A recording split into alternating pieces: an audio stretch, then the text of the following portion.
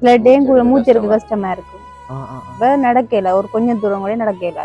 அந்த அளவுக்கு வருமா? ஓ, ரத்தமா சக்தி எல்லாம் சக்தி வரும், சளி ரத்தமா வரும். ரத்தமாவா? ஓ, நடக்கல. அது ஹார்ட் பிரச்சனை. மூச்சு கஷ்டம் வந்துட்டா டப்பட ஹார்ட் அதுவும் ஹார்ட் வந்து கஷ்டப்பட்டு தான் வெளிச்சிட்டு இருக்கும். அதுக்கிடையில நாங்க எப்படியாவது ஹாஸ்பிட்டல் போய் அந்த ட்ரீட்மெண்ட் செய்யணும். தாமதம் ஆயிருச்சுங்க, அவ்வளவுதான் கதை முடிஞ்சு.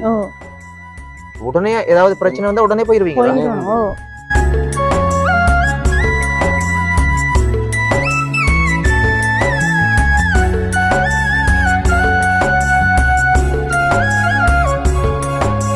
வரைக்குள்ள மூச்சு எடுக்க கஷ்டமா இருக்கும். கஷ்டமா இருந்தா இருக்கிற வரை இப்படி இப்படி மூச்சு போய் வரும்.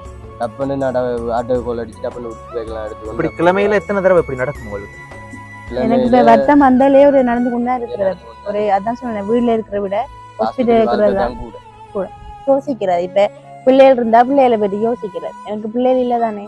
எப்படியும் நான் இதுக்குன்னு சொல்லலை, எப்படி நான் இருந்தா பிறகு அவருக்கு இந்த ஒரு வாழ்க்கை எடுக்க தானே போறேன். அது எப்படி இருந்தாலும் நான் இறந்தா பிறகு நல்லா வாழணும், கடைசி வரை அவரோடைய வாழணும் அப்படின்னு ஆசையோட முடிச்சது. இப்படி வருத்தம் வந்து எதிர்பார்க்கலையே. நான் நீங்க நினைச்சும் பார்த்திருக்க மாட்டீங்கன்னு.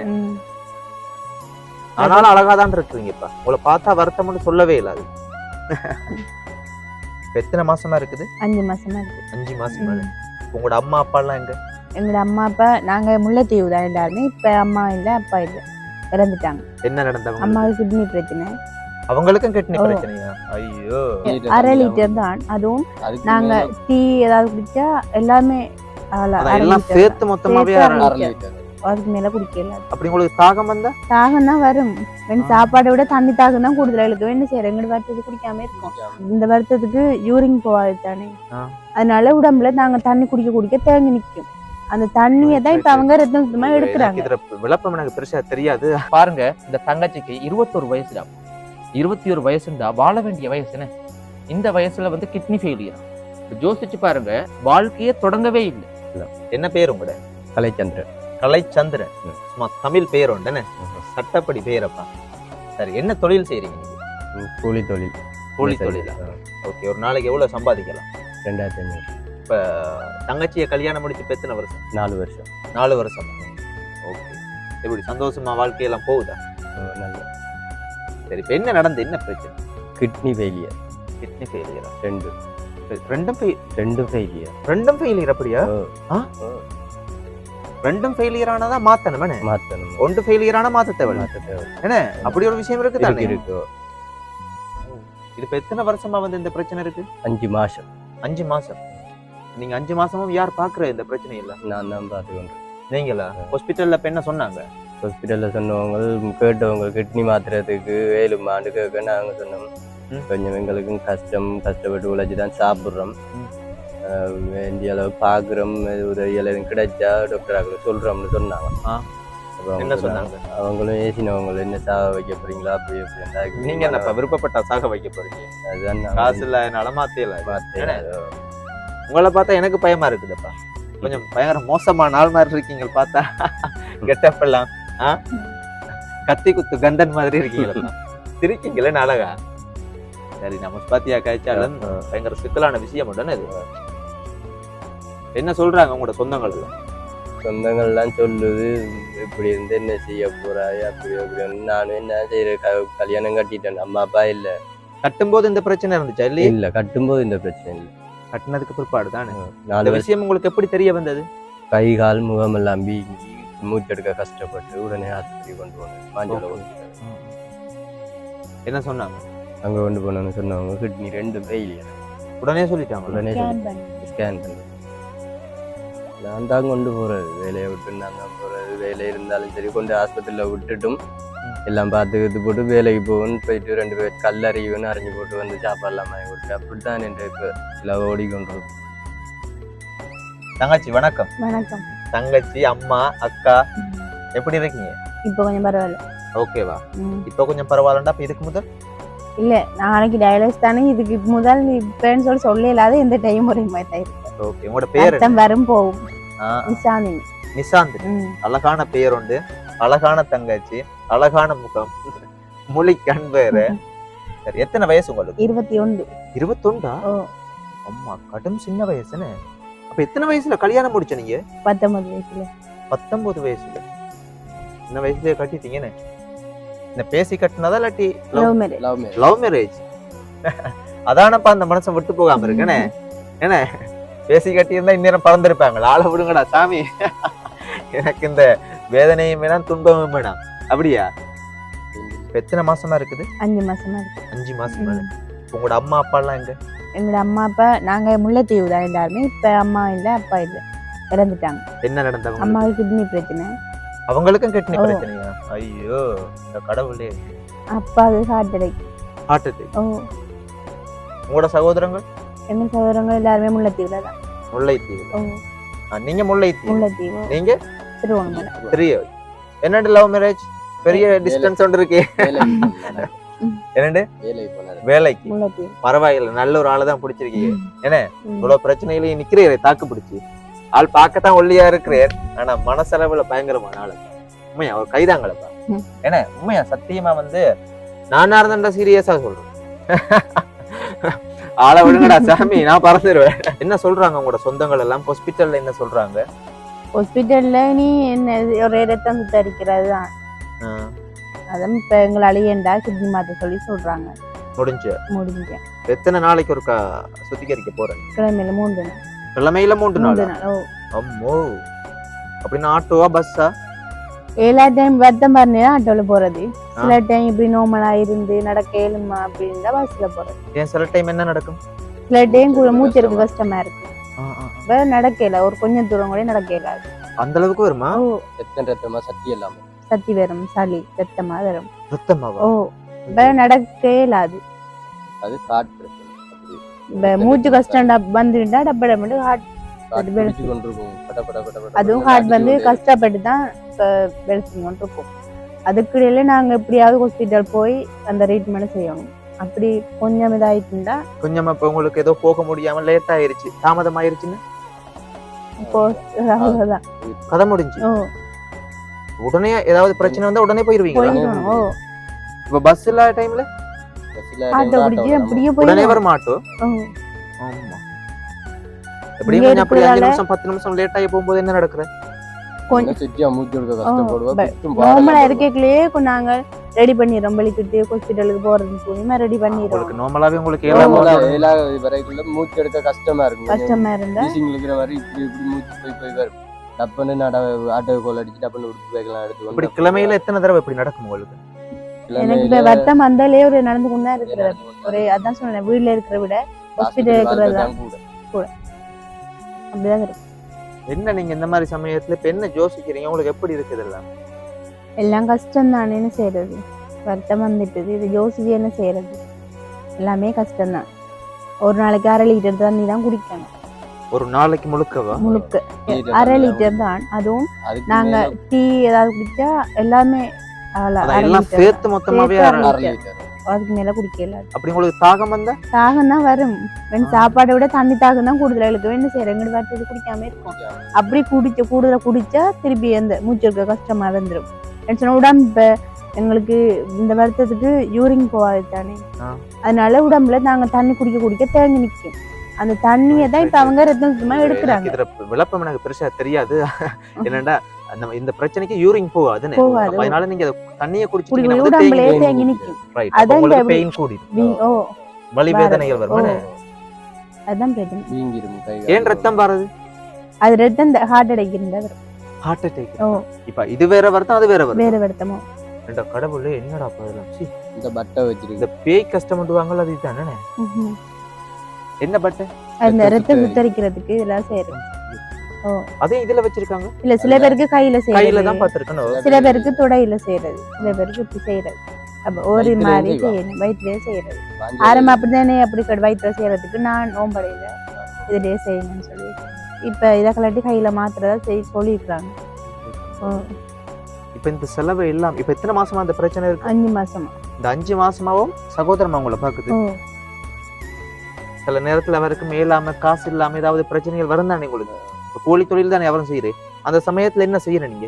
அடுத்த ஸ்டெப் ஏன்டா நமக்கும் தெரியும் தானே, யார்கிட்டயாச்சும் அவசரத்துக்கு காசு கேட்டாலும் தர மாட்டாங்க. இப்போ ஒவ்வொரு தடவையும் தர மாட்டாங்க. ஏன்னா காசு கொடுக்கறவங்க எவ்வளவு முக்கியமானவங்களா இருந்தாலும் என்ன யோசிப்பாங்க, திரும்பி அந்த காசை எடுக்கலாமா? அப்ப நீங்களே துன்பத்துல இருக்கிறீங்க. உங்களுக்கு ஒரு சொந்தமோ பந்தமோ யாரோ முடிஞ்சவங்க தருவாங்கன்னு வைங்களே, எந்த நாளும் தர போறது இல்லையா? அப்ப அப்படி காசுகள் இல்லாத சமயத்துல என்ன செய்யற நீங்க? எப்படியாவது போய் சேர்ந்துருவீங்க. 1000 2000 தருவாங்க, மாதிரி கேட்டா தருவாங்களா. அதே மாதிரி நானும் வேலை செஞ்சு போட்டு அந்த காசை கொடுத்துருவேன், கையால வாங்கிட்டேன்னு கேட்டு. கல்யாணம் முடிக்கும் போது எப்படி ஆசையோட கல்யாணம் முடிச்சீங்க? எப்படி ஆசை இருந்து நல்லா வாழணும், கடைசி வரை அவரோடைய வாழணும் அப்படின்னு ஆசையோட முடிச்சது. இப்படி வருத்தம் வந்து எதிர்பார்க்கலையே நான். நீங்க நினைச்சும் பார்த்திருக்க மாட்டீங்கன்னு. ஆனாலும் அழகாதான் இருக்கிறீங்கப்பா. உங்களை பார்த்தா வருத்தம்னு சொல்லவே இல்லை. அது இப்ப என்ன நினைக்கிறது, இருக்கும் வரை இருந்துட்டு சாகுறதுதான், வேற என்ன செய்யறது? ஏனப்பா அப்படி கேட்கீங்க? இல்ல என்ன பொறுத்த வரைக்கும் இப்ப வர்த்தகார எல்லாருமே அப்படிதான் செய்வாங்க. கடைசி இல்லைன்னாலும் 10 வருஷம் 11 வருஷம் கிட்னி மாத்தினா காலங்காலம் இருக்கலாம். 10 வருஷம் இருந்திருக்கிறாங்க. எல்லாரும் சொல்லலாம், ஒரு ஆள்கிட்ட வருத்தத்தை பொறுத்து.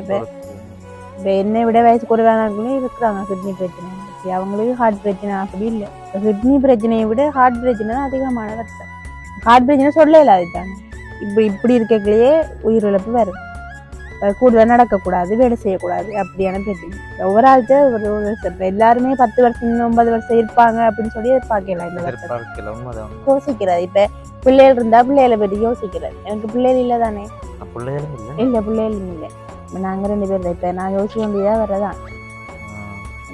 எப்படியும் நான் இதுக்குன்னு சொல்லலை, எப்படி நான் இருந்தா பிறகு அவருக்கு ஒரு வாழ்க்கை எடுக்க தானே போறேன். அது எப்படி இருந்தாலும் நான் இறந்தா பிறகு இப்பயே நான் எல்லாம் யோசிக்கிறது, இவர் என்ன செய்வாரோ அதுக்கப்புறம் எப்படி இருப்பார் அப்படின்னு யோசிக்கிறது. அதுதான் இந்த யோசனை பிள்ளை. மறுபடி நான் சாப்பிட்றேன் அப்படின்னு நான் யோசிக்க மாட்டேன். இப்ப சேர்த்தாலும் எனக்கு சந்தோஷம் தான். வேற யோசிக்கிறதுக்கு என்ன இருக்கு யோசிக்கிறதுக்கு? ஒரு உதாரணத்துக்கு உங்களுக்கு இந்த வாழ்க்கை மாறிடுச்சு, கிட்னி எல்லாம் மாத்திட்டேன், எல்லாமே ஒரு சக்சஸா முடிஞ்சிருச்சுன்னு வைப்பீங்க, என்ன யோசிப்பீங்க? கடவுளை தான் கூப்பிடுவோம். கடவுளே எனக்கு வருத்தம் சுகமாயிட்டு நன்றி சொல்லுவோம். அப்படி ஒன்று நடந்தா, ஒரு உதாரணத்துக்கு நடந்துருச்சுன்னு வைங்களேன், நடந்தா உங்களோட வாழ்க்கை உங்களோட மனநிலை எப்படி இருக்கும்? ரொம்ப சந்தோஷமா இருக்கும்.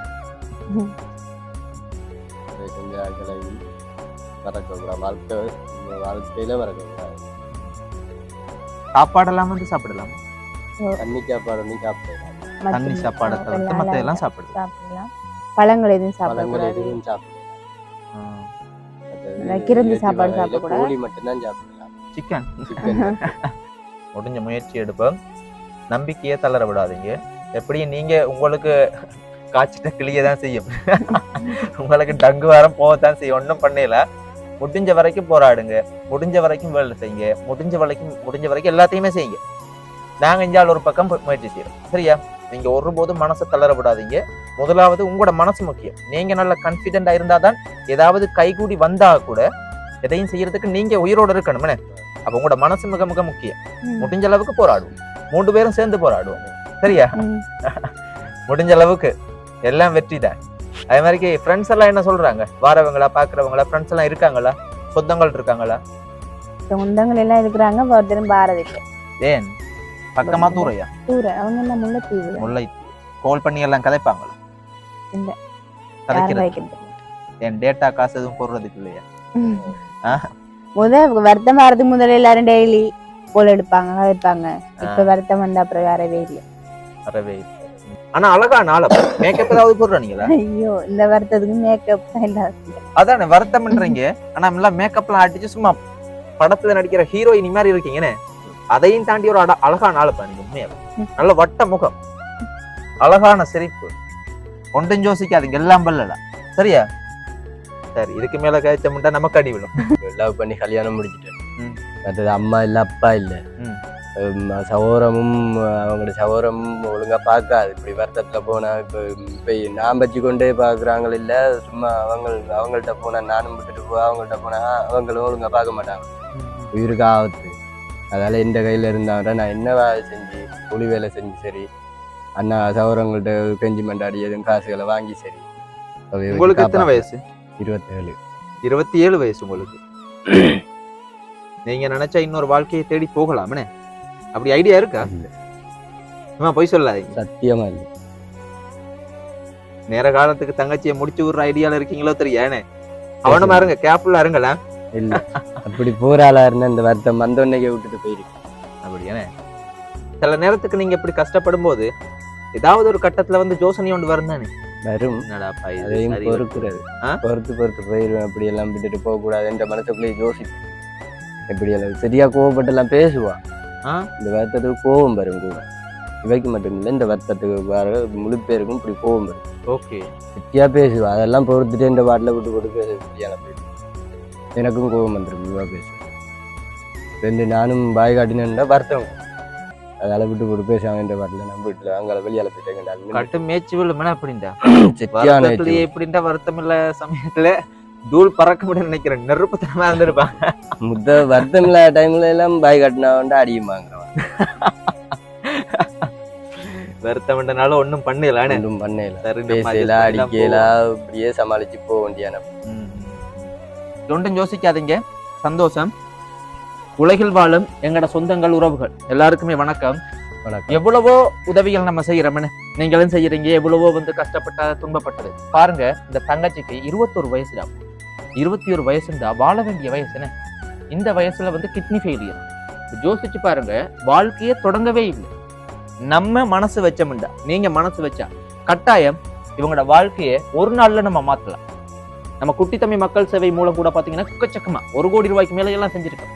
ஆனா எனக்கு உண்மையா இந்த தங்கச்சிக்கு ஒரு மாற்றம் மட்டும் வந்துச்சுன்னா ரொம்ப ரொம்ப சந்தோஷப்படுவேன். ரொம்ப ரொம்ப சந்தோஷமா இருக்கு. கட்டாயம் அவ்வளோ நான் முஸ்பாத்தியா கதைச்சாலும் ரொம்ப ரொம்ப கவலையான விஷயம் உண்டு. யோசிச்சு பாருங்க, இந்த 21 வயசுல எவ்வளவு ஆசையா இருப்பாங்க வாழ்க்கையை வாழ்றதுக்கு, எவ்வளவு வந்து சந்தோஷமா எவ்வளவு ஜாலியா செய்யலாம். ஆனா இந்த வயசுல ஒரு 2 கிட்னியும் ஃபெயிலியர் ஆகி எதுவுமே செய்ய முடியாம நாளைக்கு சாகுவோமா நாளாண்டைக்கு சாகுவோமா எதுவுமே தெரியாதுன்னு கை கொடுக்கறதுக்கு யாருமே இல்லை. அப்ப இந்த மாதிரியான சூழ்நிலையில மனநிலை எப்படி இருக்கும்? அப்ப இப்படியான ஒரு மனநிலையில இருக்கிற இந்த தங்கச்சிக்கு அவங்களோட வாழ்க்கையை ஒரு புதிய வாழ்க்கையை தொடங்குறதுக்கு நாங்க கை கொடுத்தா எப்படி இருக்கும்? எவ்வளவு விஷயங்கள் செய்யறோம்னு நீங்களாம் எவ்வளவு விஷயங்கள் இப்ப என்னைய விடுங்களேன், எத்தனை யூடியூப் சேனல் மூலம் எத்தனை உதவி சம்மந்தப்பட்ட விஷயங்கள் வந்து எவ்வளவு லட்சக்கணக்கா வந்து கொண்டு போய் கொட்டுறீங்க. அப்ப உண்மையாவே ஒரு சரியான நபருக்கு ஒரு சரியான ஒரு உதவியை செய்யும் போதுதான் அந்த பணத்தினுடைய நன்மை வந்து உங்களுக்கும் வந்து சேரும். விருப்பப்பட்டீங்கன்னா கட்டாயம் வந்து இந்த தங்கச்சிக்கு ஒரு முயற்சியை செய்யுங்க. இந்த தங்கச்சிக்கு ஒரு புதிய வாழ்க்கையை தொடக்கணும் அப்படின்னு நீங்க நினைச்சீங்கன்னா கட்டாயம் முடியும். பாப்பம் என்ன நடக்குது. நன்றி.